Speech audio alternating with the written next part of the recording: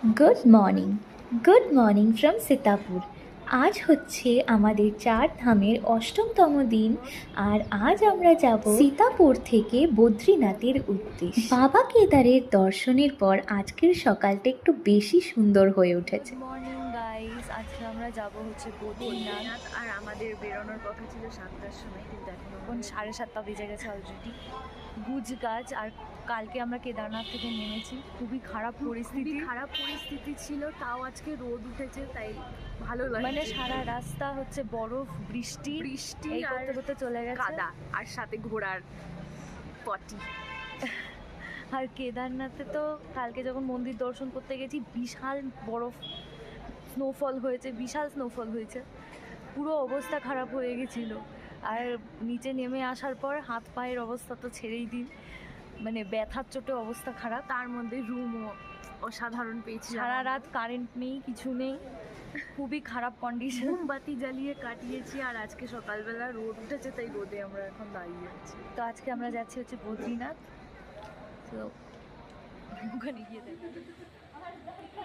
আগের 3 দিন কন্টিনিউ বৃষ্টি এবং একটা ভয়ঙ্কর রাত কাটানোর পরে এরকম একটা রোদ ঝলমলে সকাল পেলে মনটা তো আনন্দে ভরে উঠবে। তাই আমরা সকলে ব্যালকনিতে দাঁড়িয়ে উপভোগ করে নিচ্ছিলাম এই মিষ্টি রোদ। আর ওই যে দূরের রাস্তাগুলো দেখছো, আগের দিন আমরা ওই রাস্তা দিয়ে গিয়েছিলাম কেদারনাথে। যাই হোক, মনে একটা আলাদাই স্যাটিসফ্যাকশন নিয়ে আমরা বেরিয়ে পড়লাম বদ্রীনাথের উদ্দেশ্যে। এই যাত্রাপথকে আমি বলতে চাই ভয়ঙ্কর সুন্দর। কেন, সেটাও তোমাদের সাথে শেয়ার করব।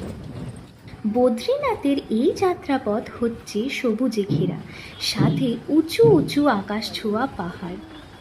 আর ভয়ঙ্করের সাথে সুন্দর কেন ব্যাখ্যা করেছি সেটা এইখানেই বোঝা যায়। বাঁ দিকে যেরকম সুন্দর সবুজে মোড়া পাহাড়, ডান দিকে তেমনই ধস নেমে চলে এসছে রাস্তার উপর। পুরো রাস্তাটাই ভেঙে নেমে গেছে খাদের মধ্যে। আর এই মালবা দেখে ভয় তো একটু লাগবে। আমরা আসার 1 সপ্তাহ আগেও যোশীমঠের রাস্তা ছিল বন্ধ, কারণ অতিরিক্ত বৃষ্টির কারণে এখানে হয়েছিল মারাত্মক ধস।